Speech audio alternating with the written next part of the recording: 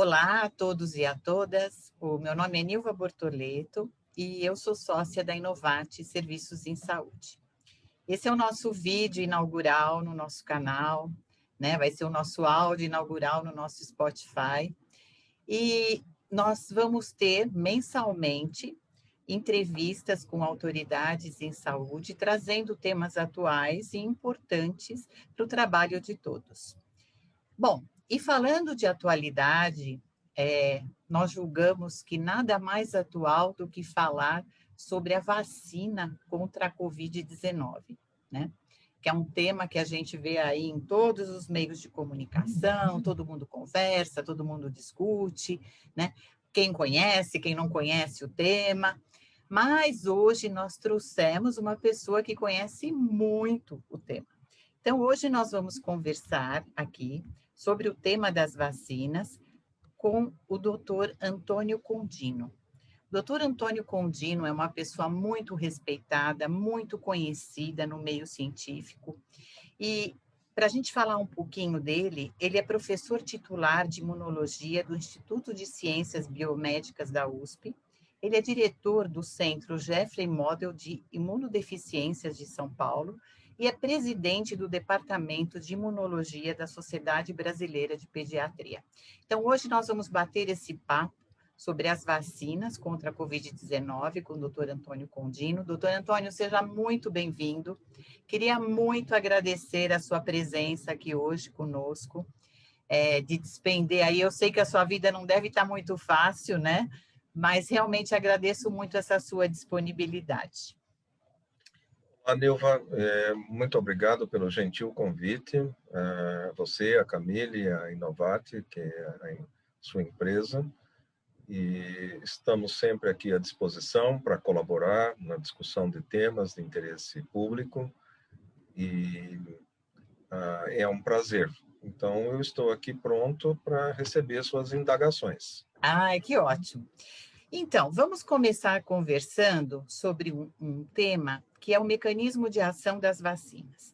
Tem muita vacina, né, em desenvolvimento, algumas mais adiantadas, outras menos.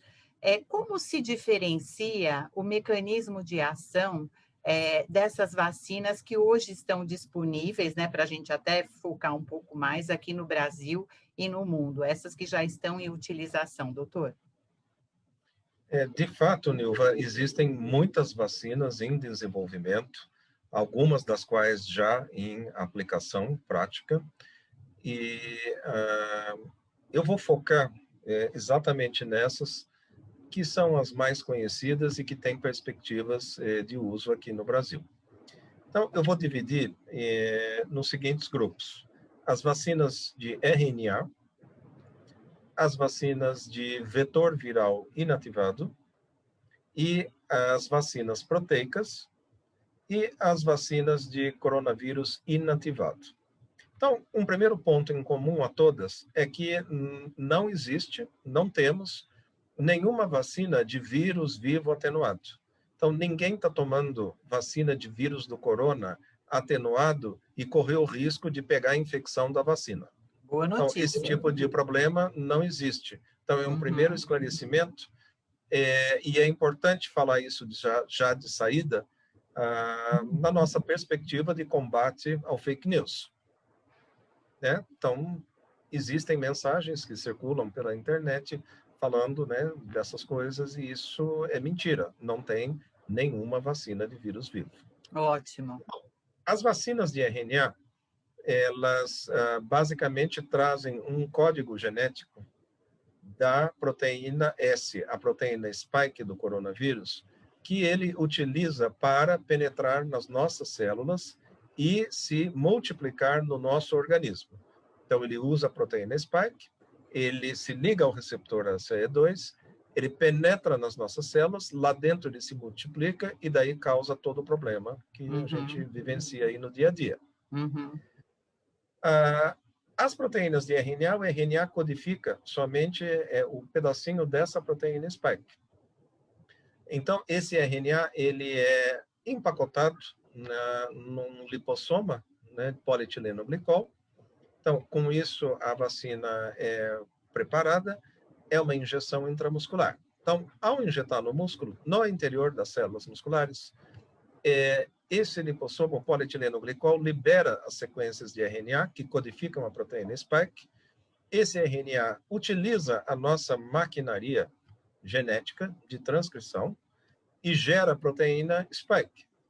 E isso é liberado dentro do nosso organismo e captado pelas células do sistema imunológico. Então, as sequências são as células apresentadoras de antígeno, elas captam essa proteína S, elas apresentam para o linfócito T, que é um tipo de glóbulo branco, e o linfócito T, por sua vez, ele estimula o linfócito B, que é o que produz os anticorpos. Então, é uma maneira de induzir o sistema imune da pessoa vacinada a produzir anticorpos que neutralizam a proteína spike. Com isso, os anticorpos criam uma barreira à penetração do vírus nas nossas células. Então, ali o vírus não entra. Os anticorpos bloqueiam. Aí o vírus não tem como causar infecção, porque eles não conseguem entrar nas nossas células. Perfeito. Então, isso inclui a vacina da Pfizer e a vacina da Moderna. Aí, vacina de vírus de vetor viral inativado. Na verdade, são adenovírus. É vírus que causa resfriado comum. Então, esse vírus, ele recebe uma inserção da sequência genética da proteína spike, a mesma proteína spike. Portanto, é um vírus do resfriado comum, modificado geneticamente para expressar a proteína spike. Em seguida, ele é inativado dentro do laboratório, portanto, ele não causa infecção.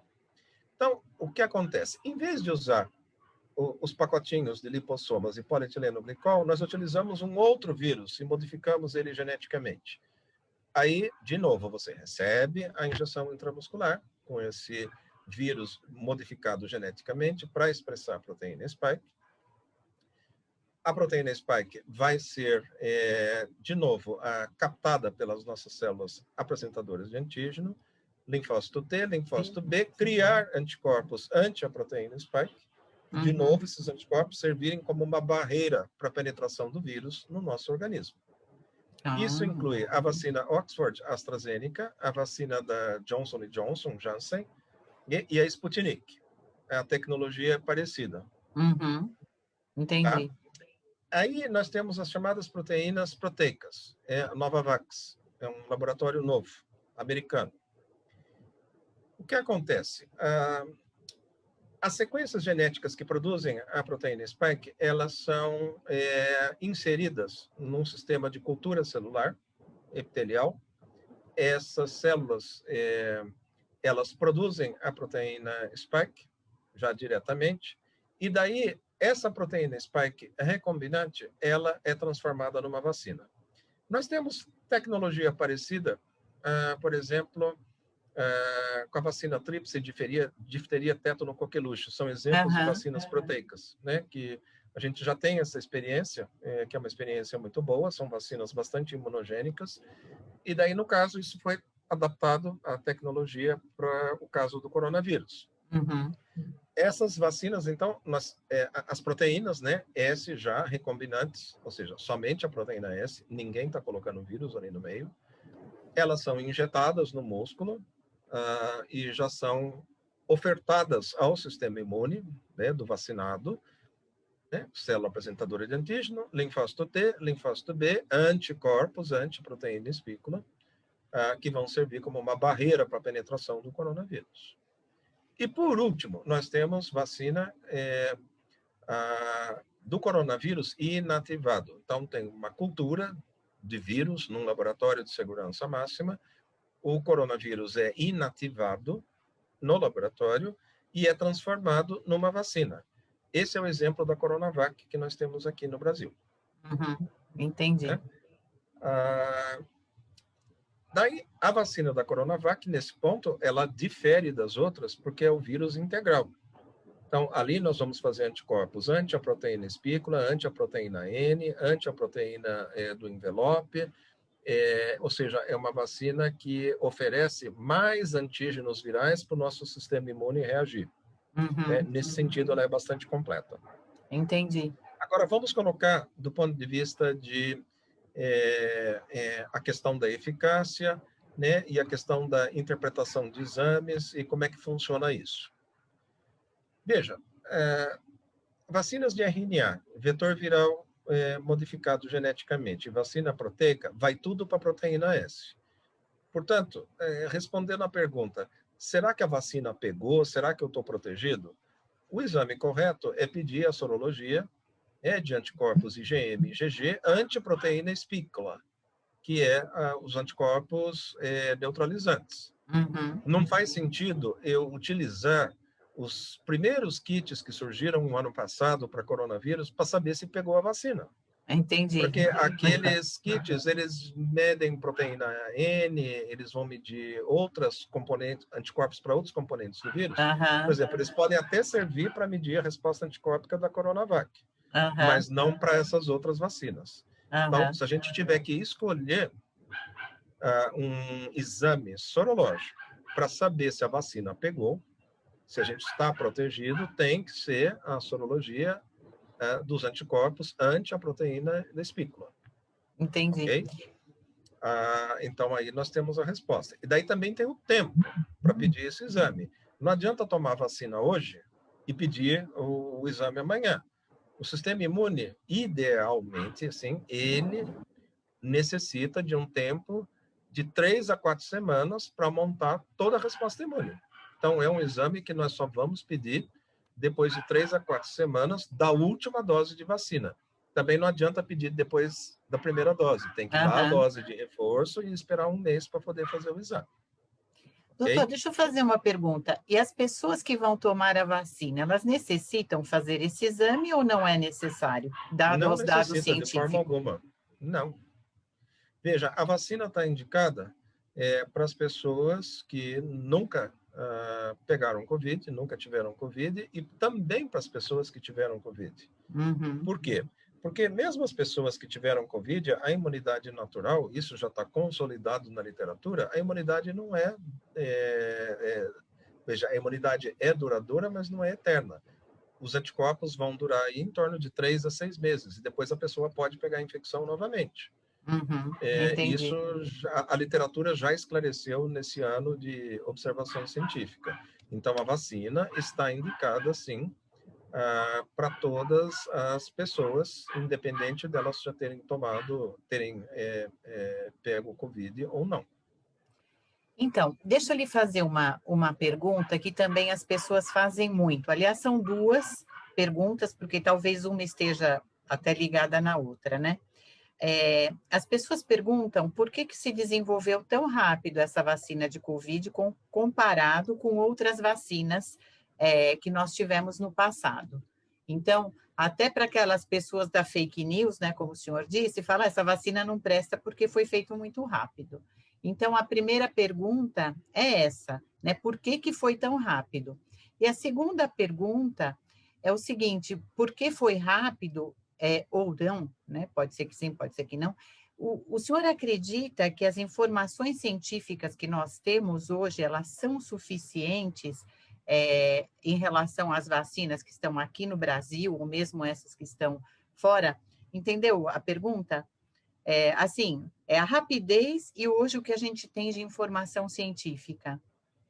Ou seja, dá para confiar? Eu acho que é essa a pergunta, né? Eu acho que É.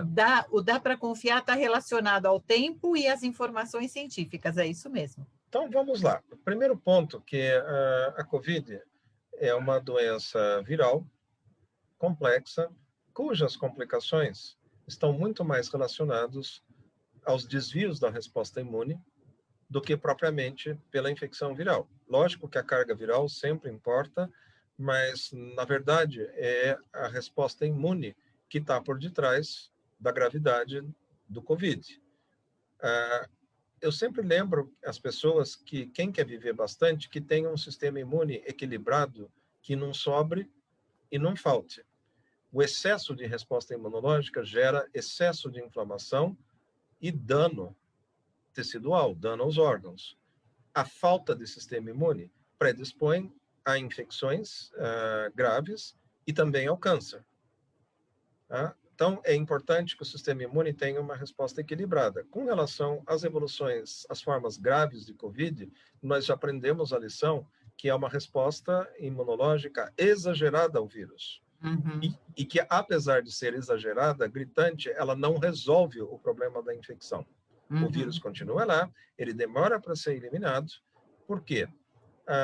Porque a pessoa tem uma suscetibilidade genética, isso o consórcio do Human COVID Genetic Effort já mostrou, os papers foram publicados na Science em 24 de setembro do ano passado, existe uma suscetibilidade a isso, e isso está relacionado a todos os genes que estão na resposta dos interferons tipo 1, e esses interferons são aqueles que estão voltados ao controle da infecção viral, e também por um mecanismo de autoimunidade, no qual as pessoas geram autoanticorpos que neutralizam o interferon tipo 1. Ou seja, além dela responder mal, ela ainda gera autoanticorpos que anulam a própria resposta de defesa. É como você está nadando num tanque de areia movediça, não sai, afunda. É esse o problema, é aí que as pessoas têm um COVID grave e com evolução fatal. Entendi. Né? Então, respondendo agora a sua pergunta, o porquê da rapidez? Pelo senso de urgência. Você vai ficar fazendo os estudos, assim, o tempinho clássico de desenvolvimento de uma vacina? Não dá tempo. Né? Segundo, eu expliquei essa história da inflamação para te falar que esse não é aquele modelo clássico da doença causada por um vírusinho, que você vai pegar o vírusinho e fazer a vacininha que vai dar tudo certo. Como a gente fazia 50 anos atrás, 60 anos atrás. Então, para doenças virais que a gente conhecia muito bem, vou citar o caso da polio, da febre amarela,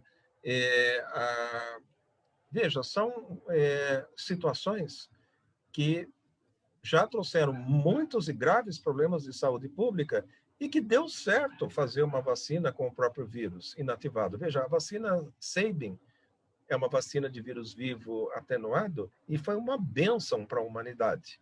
Com essa vacina e com a Salk, que é o vírus inativado da polio, a gente erradicou a polio do mundo. Deu certo. E ela foi feita no tempo dela. Agora, o coronavírus é um vírus de altíssima infectividade e ele mata as pessoas. E se propagou de uma maneira muito rápida. Acontece que hoje nós estamos no ano de 2021. E existe a tecnologia recombinante. DNA, RNA e proteínas recombinantes. Isso vai rapidíssimo, Nilva. Mas muito rápido. É muito mais fácil fazer uma vacina hoje do que 60 anos atrás. Eu não preciso de cultivar vírus, não preciso de laboratório de segurança máxima. Eu só preciso da sequência do DNA que codifica a proteína spike. É só isso. Que maravilha, né? Então, isso permite avançar de uma maneira muito rápida. E daí, assim dá para confiar? Olha, tudo que está sendo usado é com base em estudo de fase 3. Então, quais são as etapas de desenvolvimento de estudo clínico? É o fase 1, fase 2, fase 3 e o fase 4, que já é o estudo de vida real. Fase 1, né, são mais testes de bancada in vitro. Fase 2, num pequeno grupo de pessoas, na verdade, para testar mais a segurança, se não dá nenhum efeito adverso grave. E a fase 3, num grande número de pessoas, onde nós verificamos a eficácia e também a segurança. Tudo que está sendo usado é pós-estudo de fase 3, que foi desenvolvido ao longo de um ano. Dá tempo? Dá. Sabe por quê? Porque a vacina, as que já foram liberadas, são vacinas de tecnologia recombinante, elas foram feitas muito rapidamente. E já passaram a ser testadas. E deu tempo de fazer 1, 2, 3. Que ótimo!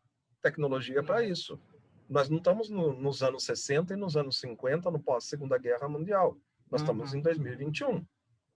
Então, é a nova realidade. E daí você me pergunta, essas vacinas funcionam contra as novas variantes do coronavírus? A variante do Brasil, eu ia a variante perguntar do isso Reino mesmo. Unido e a variante da África do Sul? Aparentemente estão funcionando sim. Os dados preliminares sugerem que sim. Mas eu vou adiantar para você que devido à altíssima circulação desse vírus e em países que adotam políticas de saúde totalmente heterogêneas, né? Uns são mais eficazes, outros menos eficazes. Então, nos países onde as políticas são menos eficazes, o vírus circula mais livremente. Tem um número muito maior de pessoas infectadas. O Brasil está nesse grupo, que o vírus está circulando aí livremente. Uhum. Então, quando o vírus circula livremente entre as pessoas, o vírus evolui do ponto de vista genético. Ele começa a se modificar e ficar mais ousado. A gente tem que pensar que o vírus ele não tem a obrigação de se curvar à nossa espécie. Se ele puder, ele vai dominar a nossa espécie. É assim que funciona na natureza. Então, o vírus está solto e ele está evoluindo do ponto de vista genético. Vai chegar uma hora que ele vai apresentar uma mutação e que as vacinas não vão funcionar. E eu lhe pergunto, por que a gente toma vacina de gripe mesmo todo ano? Por quê? Porque o vírus da influenza evolui de uma maneira muito rápida. Uhum. Né? E o coronavírus também vai evoluir de uma maneira muito rápida. Então, o que eu vejo? Ano que vem, 2022, nós teremos a atualização das vacinas. Entendi. Quem vai conseguir atualizar a vacina são justamente as de tecnologia recombinante, RNA, né, e adenovírus modificado geneticamente e vacina proteica recombinante. Por quê? Porque nós já conhecemos quais são as variantes genéticas do vírus, afetam realmente a proteína spike em determinadas regiões, as mutações já foram identificadas. O que você vai fazer? Você vai atualizar a vacina, você vai inserir essas sequências mutantes lá. Então, ano que vem, nós teremos atualização da vacina da Moderna, da Pfizer, da Sputnik, da Oxford, da Janssen. Agora, da coronavírus original, aí não vai dar para atualizar, que vai ser a básica, o vírus que foi inicialmente identificado, né? A não ser que se faça uma cultura das cepas mutantes em laboratórios, né, de alta segurança, para você fazer um mix de vírus mutantes com o vírus original, o que é muito mais complicado e aí sim muito mais demorado. Entendi. E também de muito mais risco, porque você depende de um laboratório para cultivar o vírus e replicar o vírus in vitro para fazer a vacina. Você imaginou se vaza? Nossa, nossa, Né? é verdade. Não, é uma super responsabilidade. É uma operação que exige muito cuidado. Uhum. Agora, as vacinas recombinantes, não. Você insere a sequência do GNA. E, ó, eu vou te garantir uma coisa, Nilva, que não tem nenhuma sequência genética de jacaré. Entendi. Tá? Então, ninguém vai virar jacaré, nem tartaruga, nem o demônio. Não vai acontecer nada. É só um pedacinho de DNA da proteína spike. É só isso, não passa disso. Né? Ninguém vai virar jacaré. Entendi. Ó, não tem chip, né, do Partido Comunista Chinês, não tem chip da CIA, não Ainda tem chip bem, da né? KGB, a gente não vai ser chipado, eu não tenho cara de iPhone, e daí tá tudo certo, tá bom? Não tem chip, ninguém vai ser rastreado. É só uma sequência de DNA. Então, eu estou colocando isso de uma maneira, assim, anedótica, para as pessoas terem um senso mais crítico com relação a fake news. Não, é verdade. Agora, doutor, assim, a gente sabe que as vacinas são muito importantes, né? Eu acho que agora o sonho de todos nós é conseguir tomar vacina o mais rápido possível. Agora, também uma pergunta que as pessoas fazem é como o que se poderia fazer para agilizar a produção dessas vacinas, né? Porque hoje eu acho que o grande problema que nós temos, especialmente aqui no Brasil, nós sabemos que tem as fake news, nós sabemos que tem os negacionistas, mas hoje a maioria das pessoas, elas realmente gostariam de tomar vacina e a gente não tem essa disponibilidade, né? O que o senhor acha que poderia ser feito para melhorar essa disponibilização de vacinas no mundo? Veja, Nilva, no mundo já vem sendo feito. Um país em desenvolvimento, vou citar o caso da Índia. A Índia, ela tem um Instituto do Soro, e daí tem outros laboratórios, e muitos laboratórios farmacêuticos para produzir muitos tipos de medicamentos. Então, a Índia é um país populoso, né? Tem 6 vezes a população do Brasil em um território menor. A Índia não tem SUS, não tem um sistema de saúde pública, né? O que ela tem lá são maneiras de atendimento das pessoas, de acordo, né, com as castas sociais, com o nível social. Tem desde plano de saúde baratinho até planos de saúde extremamente sofisticados. Veja, mas é a maneira como os indianos fizeram, mas o que eu quero destacar, os indianos investiram de uma maneira firme na pesquisa e no desenvolvimento, na área de farmacologia e no desenvolvimento de medicamentos e pesquisa em saúde.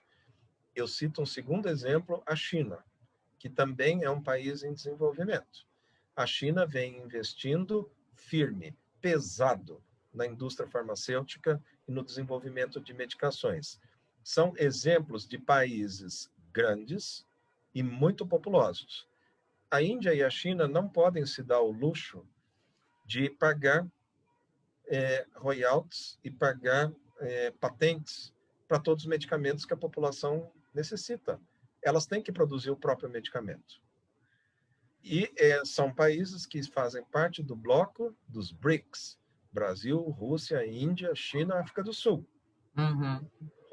Rússia também é um país grande, populoso, e que tem um passado de investimento persistente, pesado, em ciência e tecnologia. A Rússia já levou o homem à Lua. Uhum. É verdade.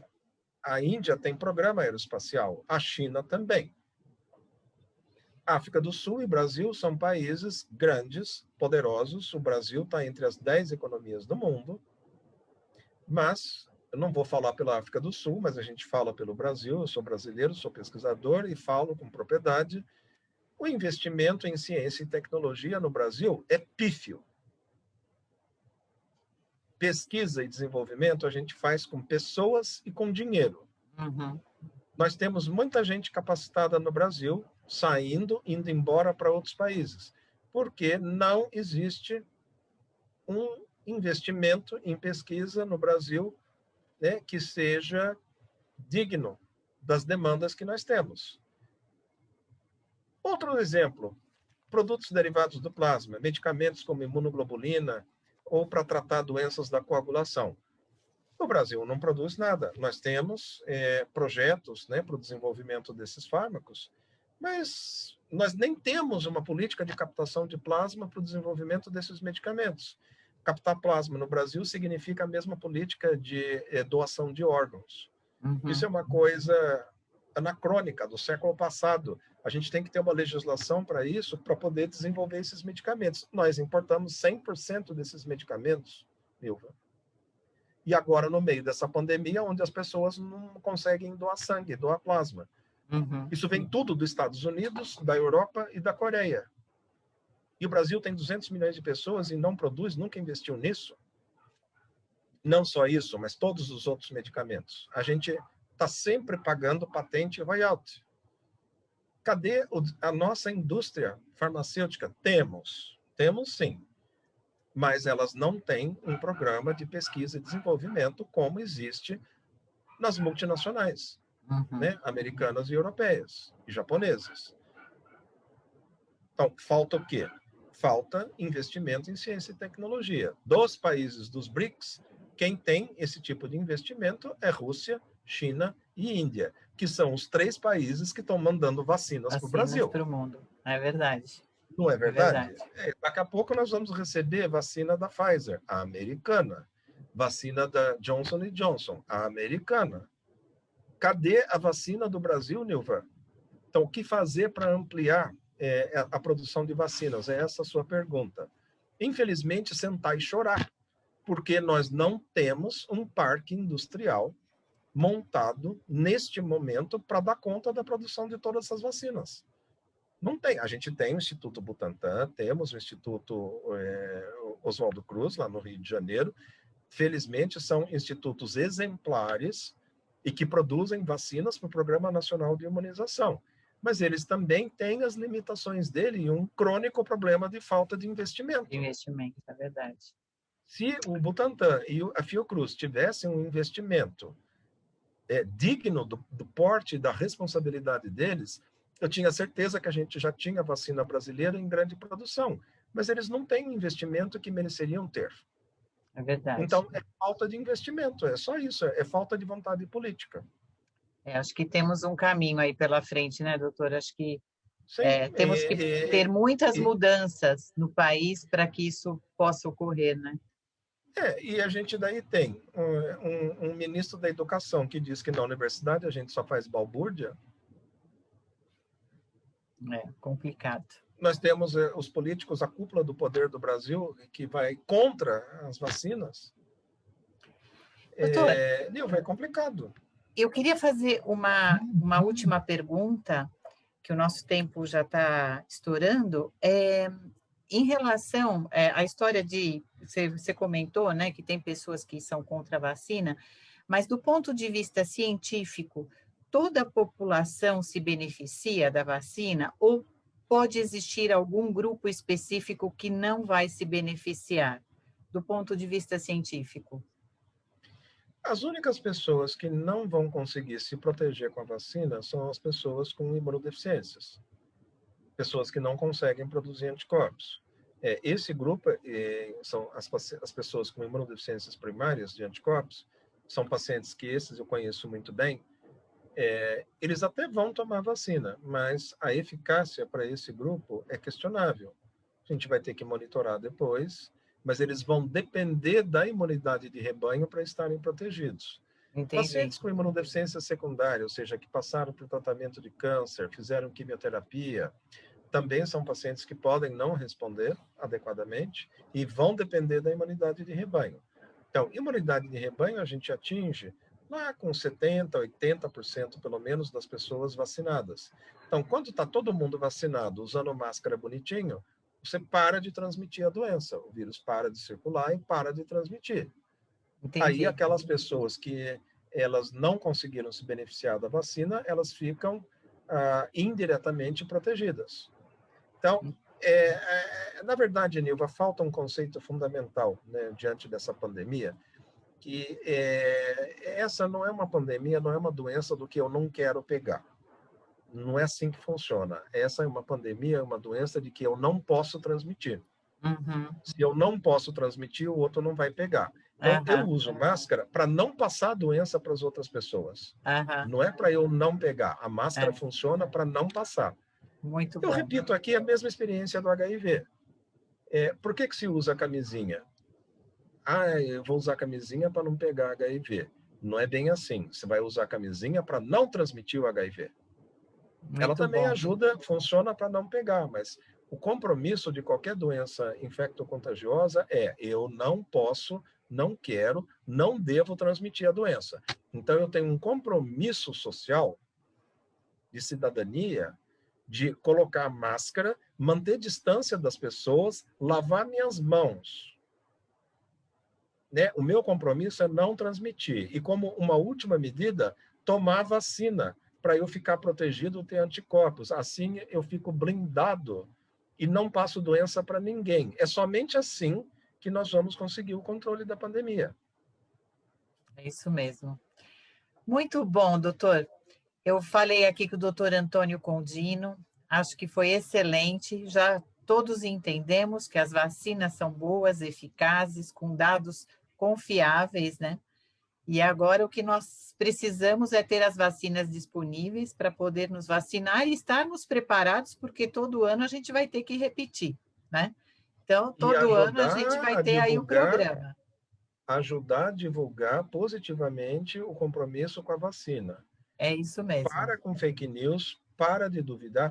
Olha, porque estão reportando aí efeitos adversos. Nilva, todo fármaco tem efeito adverso, está na conta. Os casos de trombose da Oxford, o quê? 7 casos em 33 milhões de doses? As alergias da Pfizer, o quê? 20 casos em 45 milhões de doses? É isso mesmo, doutor. O fato é que a gente está dando vacina simultaneamente, milhões de doses por dia no mundo inteiro. Lógico que os efeitos adversos vão aparecendo de uma maneira rápida, porque está sendo muito intensivo e muito rápido. Mas isso aparece para todas as vacinas e todos os fármacos. Tudo tem um efeito adverso. Tudo tem. Mas nada que desabone ou que proíba ou que invalide o processo vacinal. A maneira é olhar isso como um processo normal e interpretar o resultado e parar de fazer fake news. Né? E movimento anti-vax, Nilva, é coisa de gente que nunca teve um coleguinha, um amiguinho com paralisia infantil. Acho que pessoas da minha idade, a gente já teve colega na escola que tinha paralisia infantil, que morreu de paralisia infantil, morreu de sarampo.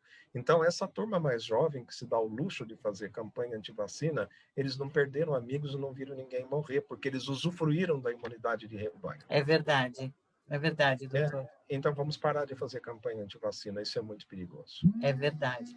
Doutor, muito obrigada pela sua participação, pelo seu tempo. Vamos seguir em frente aí, lutando pelas nossas vacinas e vamos vencer essa pandemia usando máscara para não contaminar as outras pessoas, que isso é muito importante. Muito obrigada, um forte abraço. Não, imagina, obrigado, senhor, por estar conosco. E bom trabalho aí, que eu sei que a luta continua. Obrigado.